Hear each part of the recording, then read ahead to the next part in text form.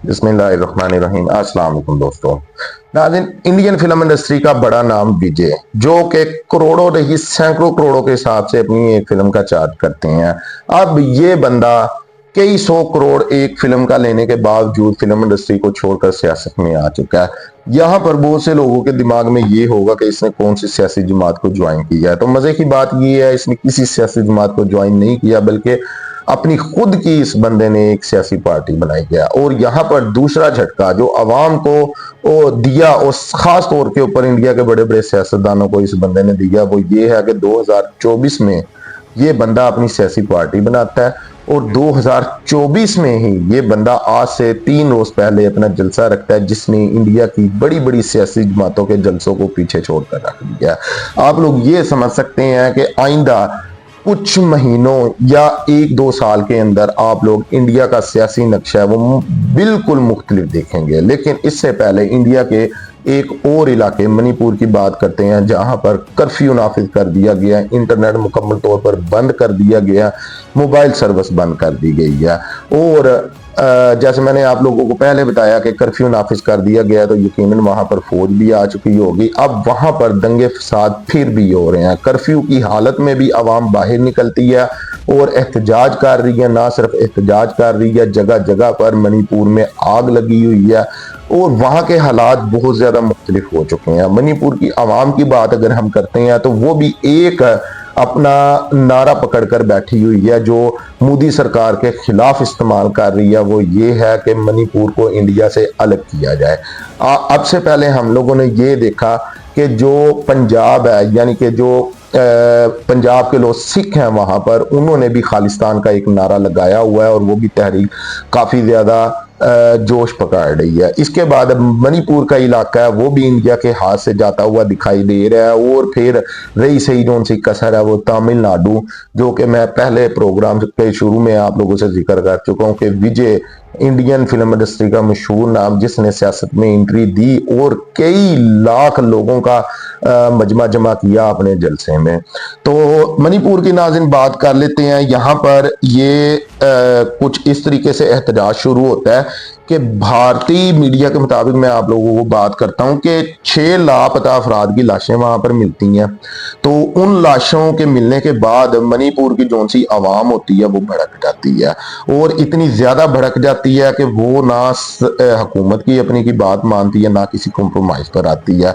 अब ये कोई पहला वाकया वहां पर हुआ नहीं जो अवाम एहतजाज करना छोड़ दे। अवाम की डिमांड इस तरह की है कि इस एहतजाज को बजाय कम करने के ये एहतजाज दिन ब दिन बढ़ता जा रहा है। इसमें जो सरकार है वो भी बिल्कुल नाकाम हो चुकी है, क्योंकि जो सरकार है वो फुल ताकत का इस्तेमाल कर रही है मणिपुर की आवाम के खिलाफ। लेकिन शुरू में ये देखा गया कि जो मणिपुर की आवाम ने एहतजाज वहां पर किया वो कुछ शर्तों पर था, कि जिस तरह ये था कि जो यहाँ पर जुराइम हो रहे हैं और जो यहाँ पर मंशियात का इस्तेमाल खुल्लम खुल्ला हो रहा है और मंशियात सेल हो रही है स्कूल कॉलेजेस में, यूनिवर्सिटीज़ में। अब यहाँ पर आप लोग देखें तो ये चीज़ है जो से ये हमारे इस पूरे खित्ते में फैलती जा रही है, जिसमें पाकिस्तान भी शामिल है।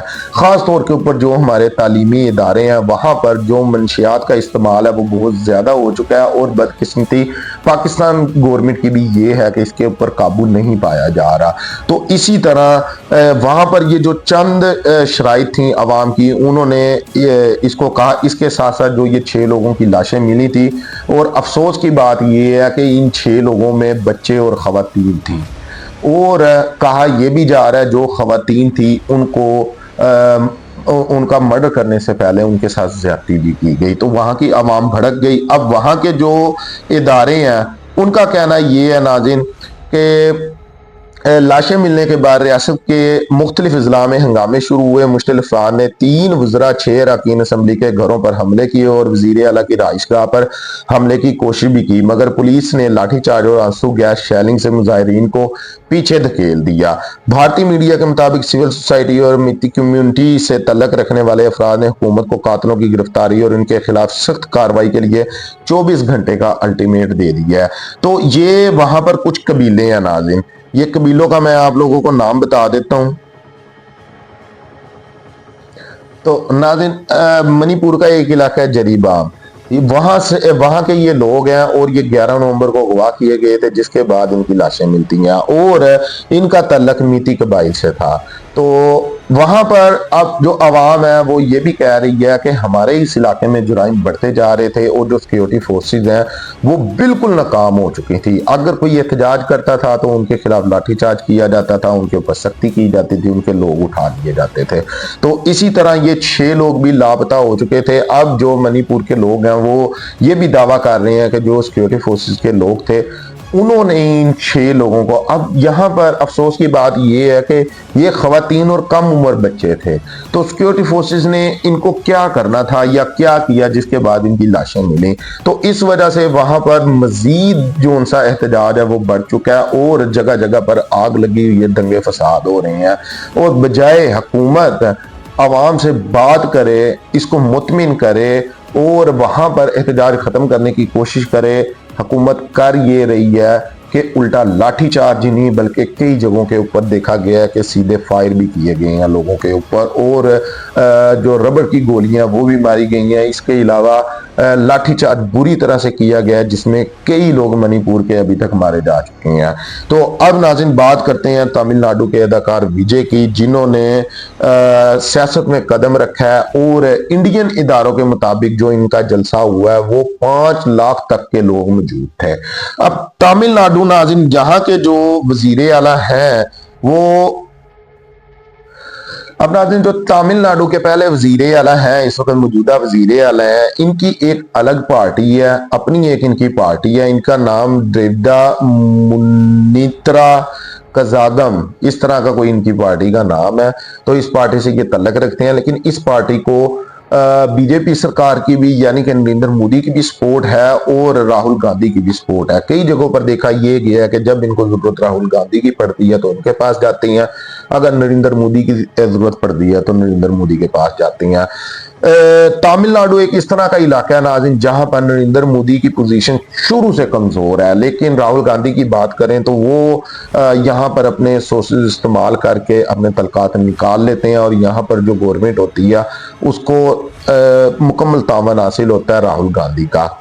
लेकिन जो हुकूमत इस वक्त इंडिया में चल रही है, आप लोग जानते हैं कि जिसकी हुकूमत होती है, जिसके हाथ में लाठी होती है तो उसी का ही राज होता है। तो फिर तमिलनाडु में बहुत से मामलात में ये भी देखा गया है कि जो ये के स्टालिन है जो वहां के सीएम है तो इनकी नहीं थी चलती। अब तमिलनाडु में भी यही चीजें जो हम मणिपुर की आवाम क्या बयान देख रहे हैं वो बहुत अरसे से पाई जा रही हैं। एक तो मंशियात, दूसरे नंबर पर वहां पर चोर डकैतियां और इसके अलावा अगर हम बात करें तमिलनाडु की जो तरक्की है वो दूसरे इलाकों से बहुत ज्यादा कम है।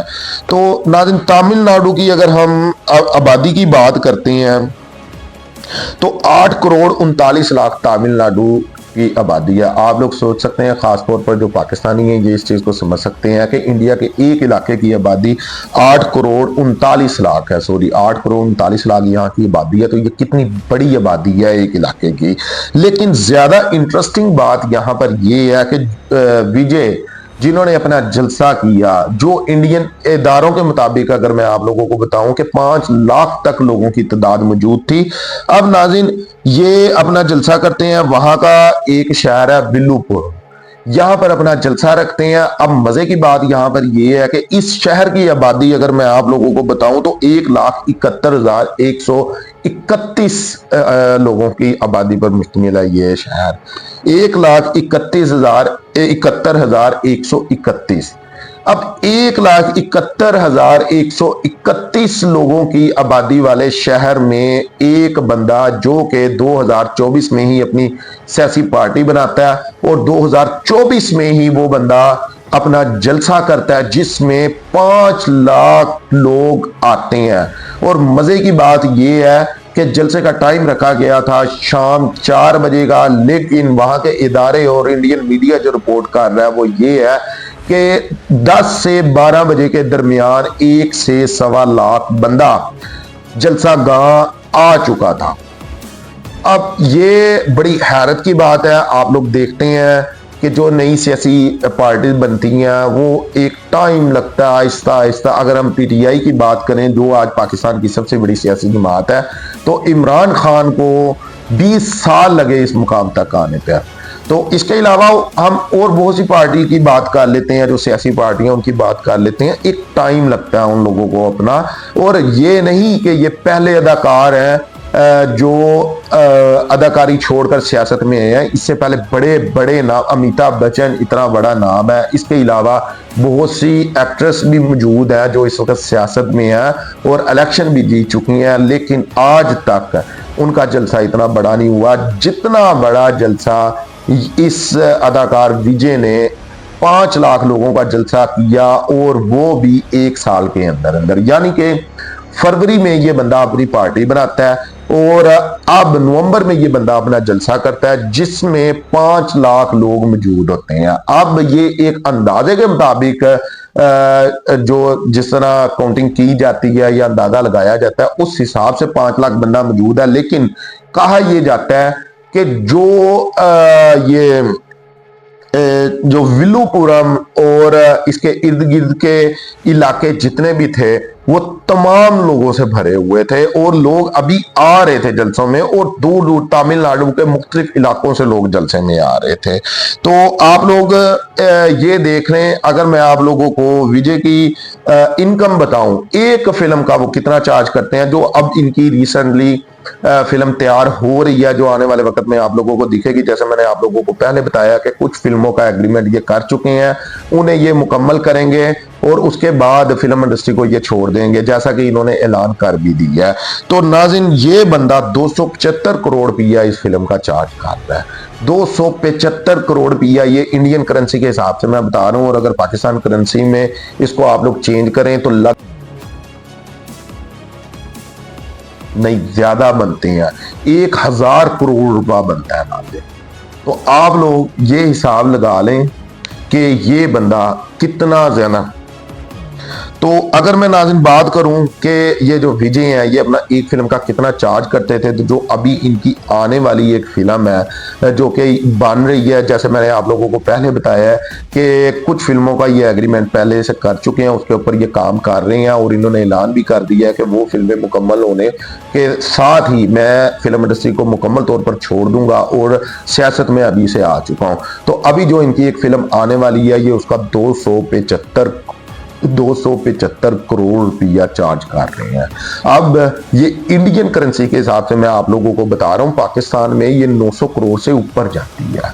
तो ये आप लोग अंदाजा लगा लें कि जो बंदा करोड़ों अरबों के हिसाब से एक फिल्म का चार्ज करता है, तो वो बंदा फिल्म इंडस्ट्री को छोड़कर सियासत में आ रहा है। और इनका मंशूर क्या है कि मैं तमिलनाडु को मंशियात, जुआ, डकैतियां, चोरियां, इन सब से पाक करूंगा, और जो आवाम को सहूलतें हैं जो उनको चाहिए वो सब कुछ मैं दूंगा। जो बंदा करोड़, सियासतदान करप्शन करते हैं, सारा कुछ होता है, लेकिन जो बंदा फिल्म इंडस्ट्री में इतना ज्यादा नाम कमा रहा है और करोड़ों, सैकड़ों करोड़ों रुपए अपनी एक फिल्म का ले रहा है, तो वो बंदा फिल्म इंडस्ट्री को छोड़कर आ रहा है, और आवाम उसका इतना साथ दे रही है कि वो सैकड़ों नहीं, हजारों नहीं, लाखों की तादाद में उसके जलसे में आ रही है। तो इससे यकीनन बीजेपी सरकार और दूसरी सियासी पार्टियां वो परेशान होंगी, और आइंदा दिनों में आप लोगों को वैसे ही दिखेगा कि जो इंडियन सियासत है, इंडिया की सियासत है, उसमें काफ़ी ज़्यादा आप लोगों को चेंजिंग होती हुई दिखाई देगी। तो अब के लिए इतना ही, अपना बहुत सारा ख्याल रखिएगा। शुक्रिया, अल्लाह हाफिज़।